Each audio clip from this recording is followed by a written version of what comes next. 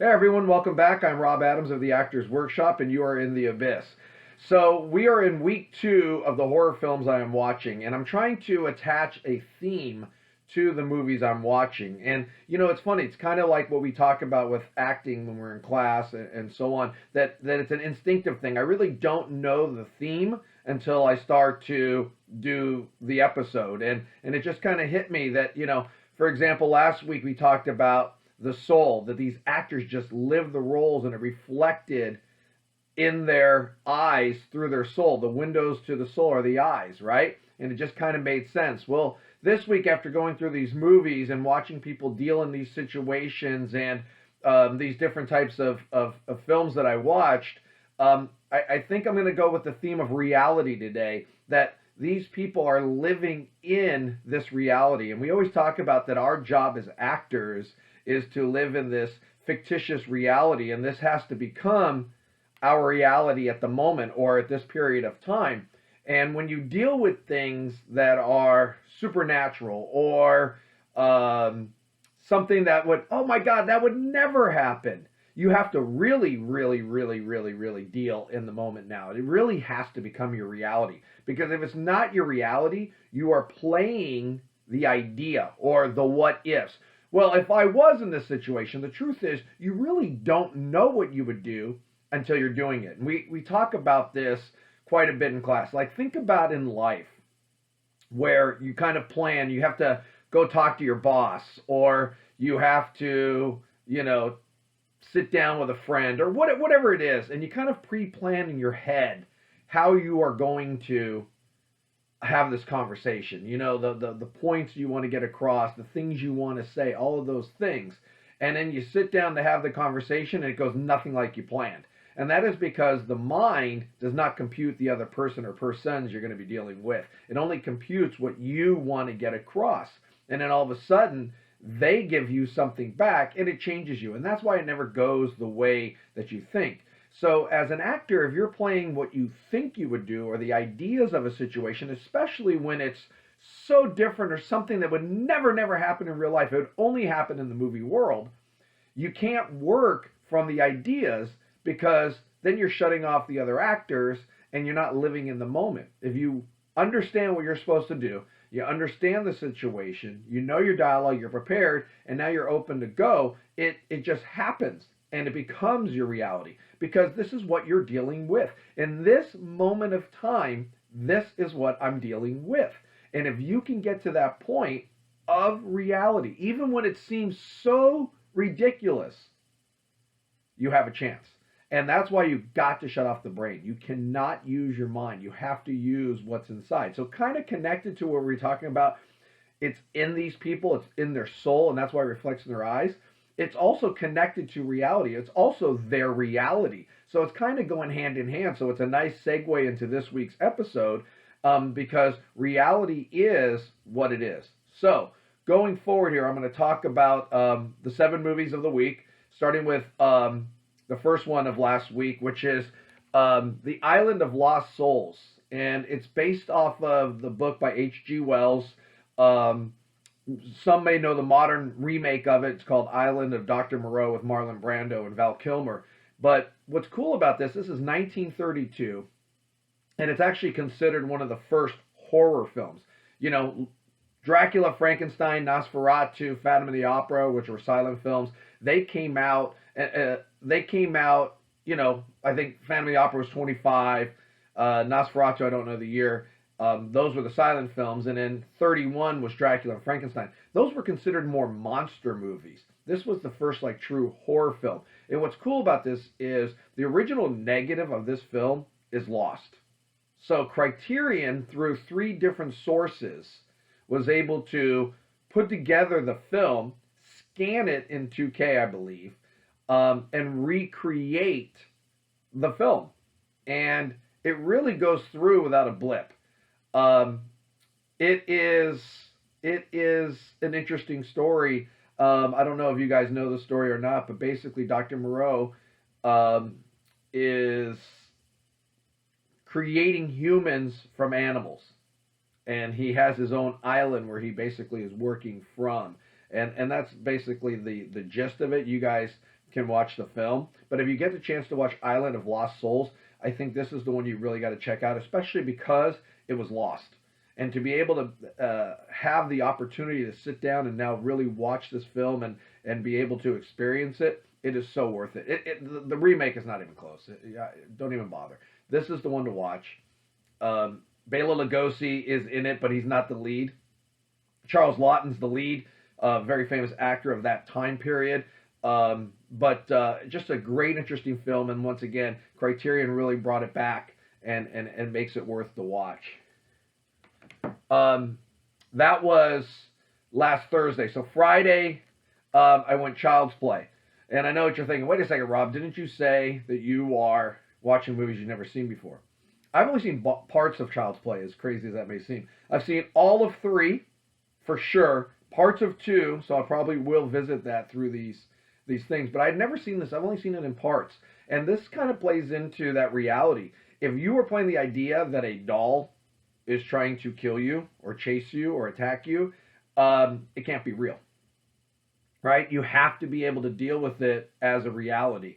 And I think the original Child's Play did a really good job. It's almost like the later ones kind of became corny in the sense of they added more humor to it. And, Chucky was, more slick-tongued, if you will. And they had the horror part of it, but then, didn't take it as serious. This is a little darker of a film. It is serious, and it is it does bring a truthfulness to it. And this is a great example of whenever you use kids, right? It makes it scarier.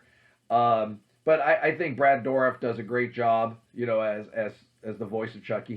He's really good, and I think the people around it make it work. Right? Like they're dealing with it, and it is their reality. And so all of that makes it come to life. And as a viewer, you're watching it, and you see that the doll comes alive. So we believe. We're already sold. If the people around it deal in their reality, they're sold too. It makes it work. All right. The next one I did was another Criterion. Donald Sutherland, Julie Christie, Don't Look Now. This one's interesting because it's kind of like a psychological suspense thriller, if you will. But when you look it up, it lists it as a horror film. So as long as it's listed as a horror film, it counts. And so I watched it. And you know what? The 2 actors really carry this film because there's parts of the movie where you don't know if it's their reality or it's their imagination. And they do a really good job of living both as their reality. So when the film is over, the thought process is which one is the reality and which one is their imagination. And that's a job of the actor, right? That they did their job. Because when it's over, Amy looked at me and said, what did I just watch? What just happened? Right? It forces you to almost have to watch it again to kind of draw your own conclusion of what's the reality and what is in their imagination. And there's some really intense scenes in this movie, and I'm not going to give any of it away. You have to watch it. But the 2 actors, Donald Sutherland and Julie Christie, do such a good job. And the supporting cast around them are really, really strong. That you take this journey with this couple, and you just don't know what's happening, and you don't know what's going to come next. And that's why it's a really good film. I really enjoyed it. I've been wanting to watch this. I got it on DVD years ago. Never watched it. I've seen, once again, a few scenes from it. And then when the Criterion had it, I bought it. So this was a perfect time to watch it. Loved it. Would love to see it again. But for 15 minutes after it was over, I had this knot in my chest, unfulfilled, I need more, right? And I need to watch it again. So I probably will do that. And you need to do the same. Okay, so the next one was Jack's Back, which we talked about, one of those, obscure films from the 80s. This is 1988. James Spader, Cynthia Gibb, another psychological horror thriller. Yeah, Jack's back. So basically, the premise is that 100 years to the day, there are Jack the Ripper murders happening in Los Angeles exactly the way they happened on the exact time and day that it happened. And the police are trying to figure out, because the movie starts basically with the first four, so it's the fifth time, the fifth victim, which is the last victim, if anybody knows the story, and they're trying to figure out where, right? They know the time, they know the day, they don't know where. And James Spader does a really good job without giving too much away.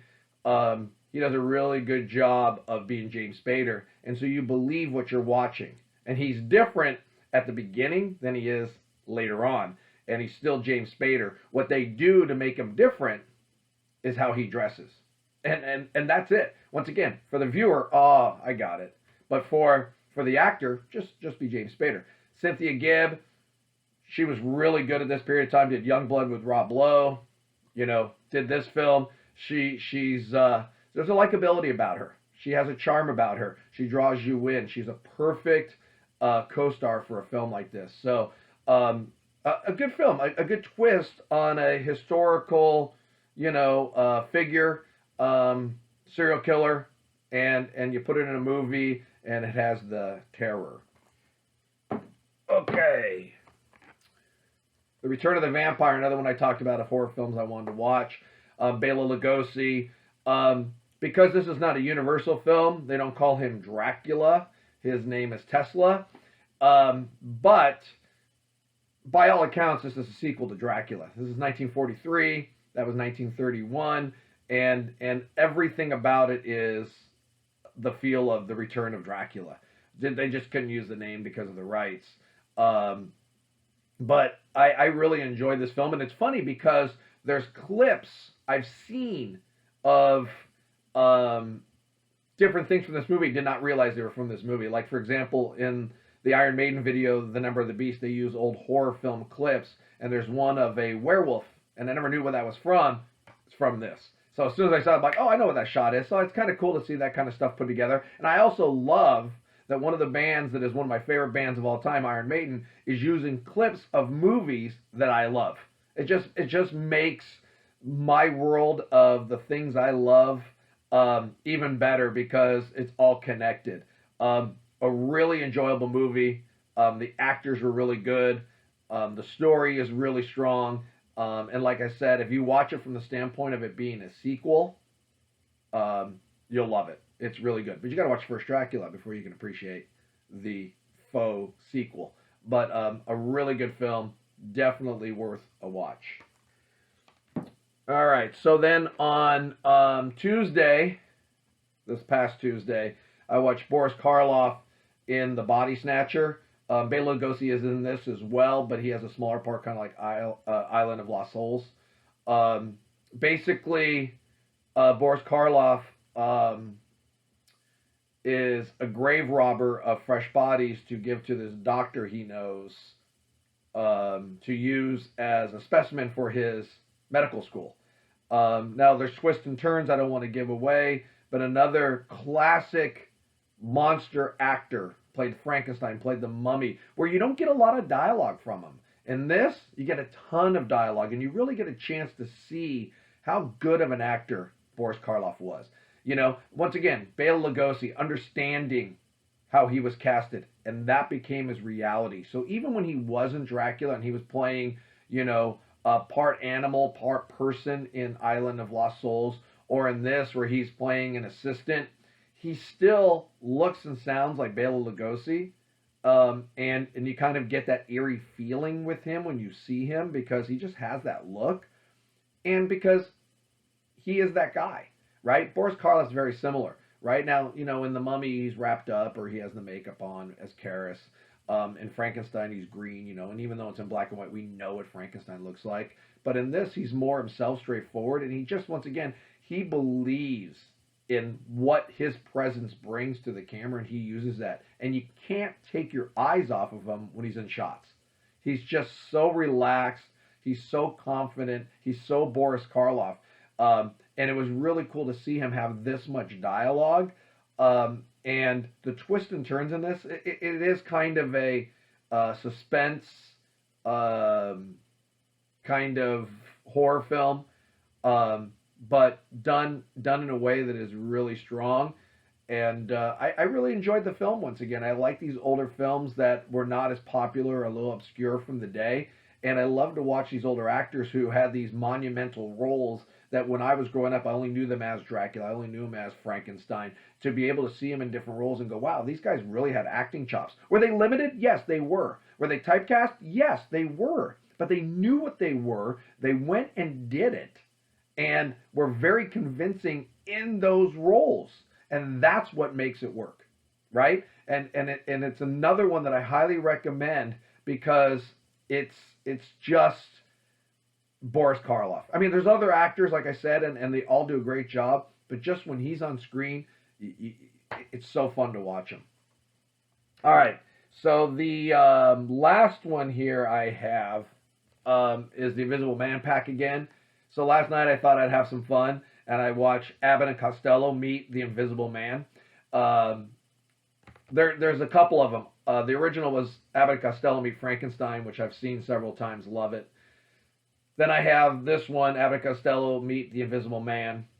The third one I just ordered this week, so I should get it. I think the delivery is Saturday. Abbott and Costello meet the Mummy. So I like this pack. So in this pack, we talked about this. It has all the sequels to Invisible Man and stuff like that connected. I have the Frankenstein one, and then I just got the Mummy one. And the reason that I only have those three is because like there's a lot of crisscrossing between movies. Like some of the ones that are on the Frankenstein one are also on the Dracula one. So besides just two movies, all the Dracula ones I have.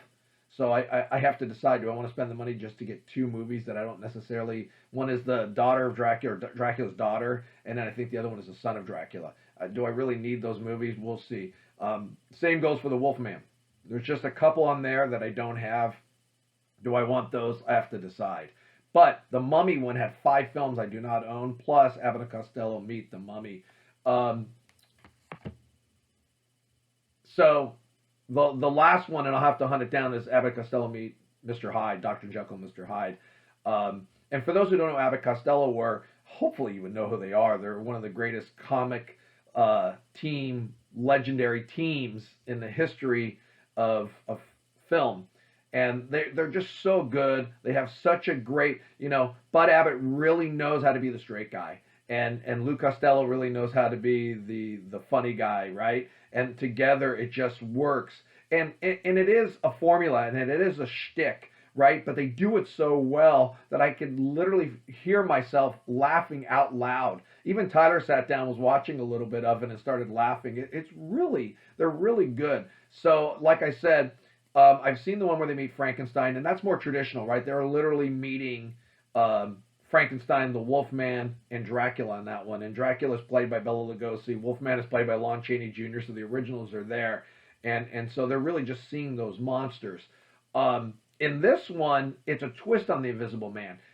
It's a guy who's trying to prove his innocence, and to hide from the police, he becomes invisible, and then it's all the shenanigans. So it's not like they're really meeting the legendary monster Invisible Man the way they did with Dracula, Frankenstein, and the Wolfman.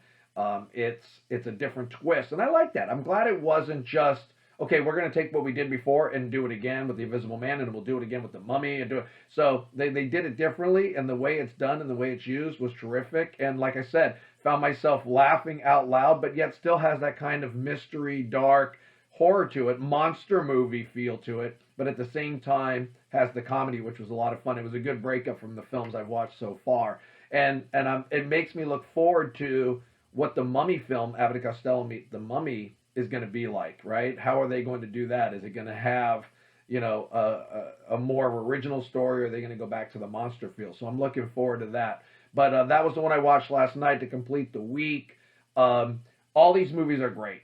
Some are always going to be better than others, but I'm glad that I'm taking the time. Even though it's tough sometimes, I'll get home from workshop and I'll be tired, but I pop in the movie, I'm watching, I'm halfway through the month almost, right? Tonight will be day 15, so I'm almost halfway through. I'm going to power through it. I'm going to do it, and then every week I'm going to revisit with you guys and kind of go through this. And hopefully it gives you some insight from the acting standpoint of what made these movies so great and made these actors so great.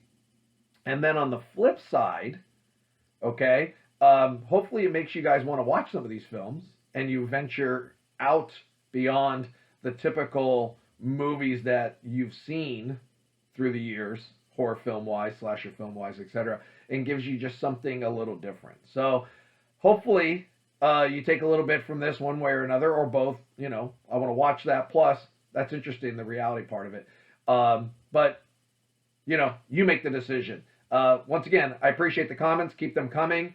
If you want recommendations, please reach out. Also, if you have not subscribed yet, please do that. I appreciate you watching the movies or the videos. Excuse me. Have a great weekend. We'll see you next week.